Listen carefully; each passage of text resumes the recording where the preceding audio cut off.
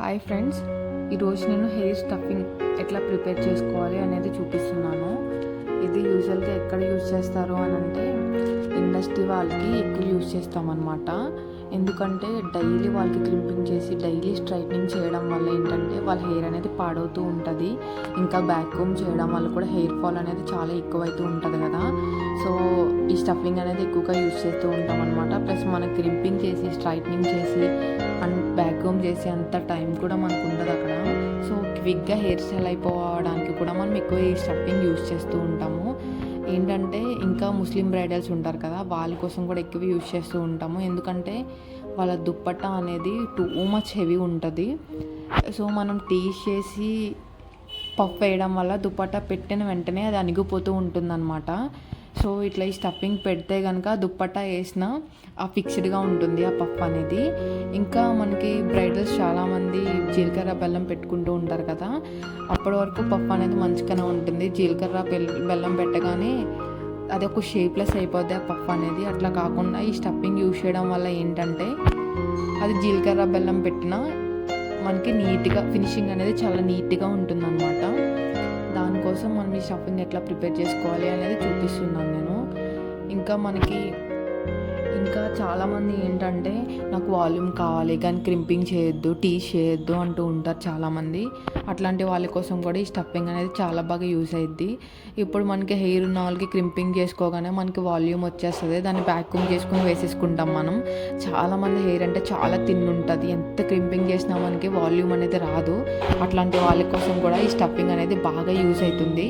So ఇది ఎట్లా చేసుకోవాలి అంటే మనకి యూజువల్గా మనకి ఎక్స్టెన్షన్స్ అనేవి 2-3 టైమ్స్ యూజ్ చేయగానే అవి పాడైపోతూ ఉంటాయి, ఫుల్ ట్యాంగిల్స్ పడిపోతూ ఉంటాయి. మళ్ళీ వాటిని రీయూజ్ చేయడానికి కూడా మనకి రాదు.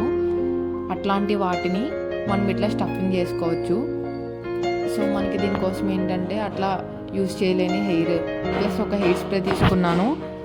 అది మీ దగ్గర ఏ హెయిర్ స్ప్రే అవైలబుల్ ఉంటే అదే తీసుకోవచ్చు. ఇంకొక టైల్ కొమ్ము అండ్ ఒక నెట్ కూడా నేను సెపరేట్గా ఏమీ కొనుక్కోలేదు. ఇట్లా హెయిర్ ఎక్స్టెన్షన్స్కి నెట్లు వస్తూ ఉంటాయి అన్నమాట. ఆ నెట్ని స్టోర్ చేసుకుని ఇట్లా కూడా మనం యూజ్ చేసుకోవచ్చు. మళ్ళీ మనం సెపరేట్గా కొనుక్కోవాల్సిన అవసరం కూడా లేదు. ఈ స్టఫింగ్ కూడా బయట చాలా షాప్స్లో అమ్ముతూ ఉంటారు, కానీ ఏంటంటే అవి మనకి కావాల్సిన షేప్స్లో ఉండవు, చాలా అంటే చాలా హైట్ అనిపిస్తుంది. అట్లా కాకుండా మనకి కావాల్సిన హైట్లో మనం ఇట్లా స్టఫింగ్ ప్రిపేర్ చేసుకోవచ్చు.